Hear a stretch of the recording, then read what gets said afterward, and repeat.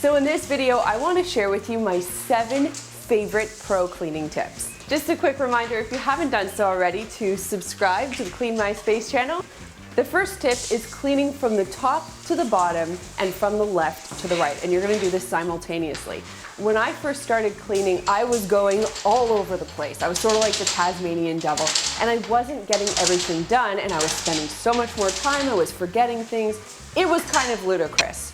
So when I learned about this top to bottom, left to right business and I started implementing it, I really noticed a change. And if you don't clean this way now, you should totally give it a try, and it's really easy to do.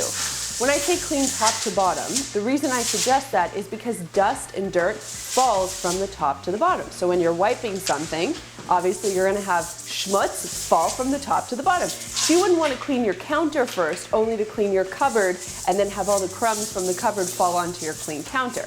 Never do that again. Whoever would want to clean a surface twice? And when I clean, I always wipe everything onto the floor because I know I'm cleaning the floor last.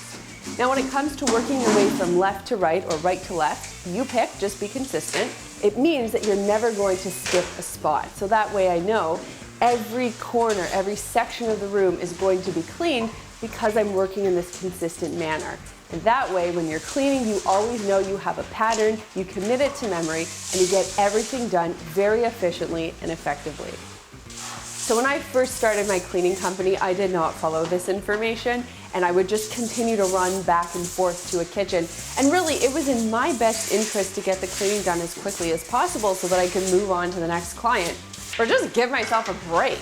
But either way, when I finally decided to start doing this, I would take all of the products to the center of the space that I was cleaning in that moment, so that way I wasn't running back and forth. It is a big waste of time, and guys, I used to time myself, and it made a big difference. So the next time you're going to clean a particular room or space in your home, get all of the products and tools that you need ahead of time. You can just think about it quickly.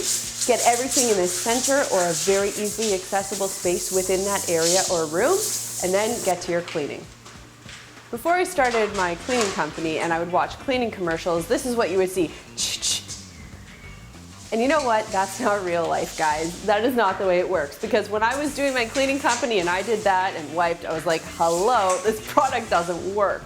So what I learned by reading the instructions on the back of the product, great idea, is that you're actually supposed to let a product dwell or sit for a certain period of time. And that has 2 main effects. The first one is that the product will clean something. It just needs time to do its work.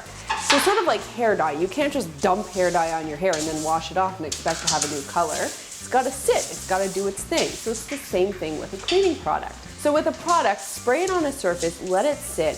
The product will then be able to do its thing, then you can wipe it off and you'll get those great results. And that goes for DIY products as well as store-bought products. Now the second reason it's important to do this is because if the product has a disinfecting property to it, the product's going to need between 5 and 10 minutes to actually kill that bacteria. So if you're using the product, apply it, let it sit there for a few minutes, then wipe it off. That way you're getting the clean that you want and the disinfecting that you need. Start with the safest, most gentle product and work your way up only if you need to. And this is especially prudent for people with children, pets, asthma, or allergies. I find a lot of people will just go under their kitchen sink or wherever their little cleaning stash is, and they grab whatever product or the super powerful product just to clean that thing that they think is so dirty. The truth is, your house is probably a lot less dirty than you probably think it is, so that's good news. And gentle products can often accomplish a lot of cleaning, so you don't need such a strong product. However, if you're in a situation where, let's say you have a really greasy surface or someone got super sick on the bathroom floor, in that case you do want to use the stronger, more powerful product. But in most cases, the DIY recipes that we talk about or gentle, environmentally friendly products are really efficient and good and safe for you to use to get that cleaning done.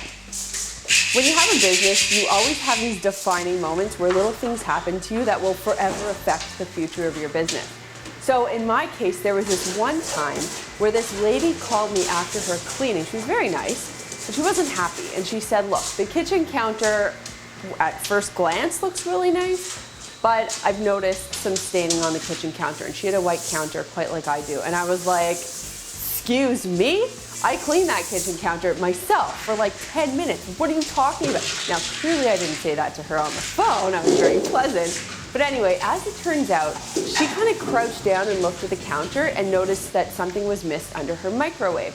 I was devastated. But after that, I implemented what I now call the eye level test. And what that is crouching down to eye level of the surface that you've just cleaned to have a glance at it and see if anything else pops out at you. Now, when I train my staff, I always tell them, okay, this is the eye level test. Now I want you to go to our kitchen island area and I want you to crouch down and have a look at it eye level. And they do that and they're all horrified, and I make sure it's really dirty that day so that they really get a good idea of how important that eye level test is. Because when you come up and you look at something straight down, it doesn't always look dirty. But when you crouch down and look at it at eye level, you get a whole other story. So when you're cleaning, step up your game and crouch down, check out that surface at eye level. And then there's the famous S pattern. And I'd like to say that I brought the S pattern to the world via this YouTube channel and via my book. The S pattern is a really interesting thing. When I first started cleaning, I was doing the circles because that's what I thought you were supposed to do. You know, like you see your mom do it or you see someone do it on TV and you just think, yeah, obviously that's the way you do it. It's not the way that you clean. So when I learned about the S pattern, it completely changed my results. And I'm going to tell you why.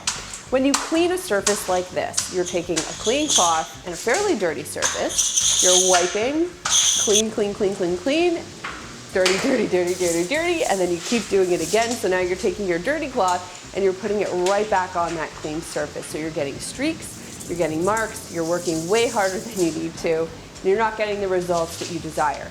Instead, if you use what's called the S pattern, which is when you start at the top right-hand corner of a surface, you swipe all the way to the left, and then you zig and you zag back down to the, Chad is dancing as I'm doing this, guys. It's so funny because he's doing the S pattern with me. It's quite funny. The S pattern really does change the way that you clean. You get less streaks. You're working really about half as hard as you would if you were doing it this way, and you're getting great results. So the next time you clean, instead of breaking out this old circular business, try the S pattern and watch how much quicker and better your cleaning becomes. This is a trick that I learned from home stagers many years ago. Because when I used to clean, at the beginning I wasn't quite sure how to make things look tidy. And half of cleaning, especially when you're cleaning professionally, is making something look tidy. So even if you've spent like an hour cleaning something so there's no dust or bacteria left on that surface, it can still look messy if items are scattered. So this parallel perpendicular business is actually really helpful. It makes any surface look super tidy and clean and pleasing to the eye. So not only do you now have a clean surface, you also have a tidy surface. So your space looks super clean. Here's what you need to do. Find your items, pile them up, declutter them, whatever it is, and line everything up to the edge of the surface that the item is sitting on, either in a parallel fashion to the edge or a perpendicular fashion to the edge. And that way, you've got these nice, clean, straight angles, and that's very pleasing to the eye, and it looks clean. All of these tips were taken from my book, which is also conveniently called Clean My Space. So if you haven't done so already, you can pick up your own copy, and you can learn pretty much my entire method about how I clean. You guys know I hate cleaning, so I pretty much tell you how to clean without spending all of your time doing it, especially if you're someone like me who would rather be doing pretty much anything else than clean.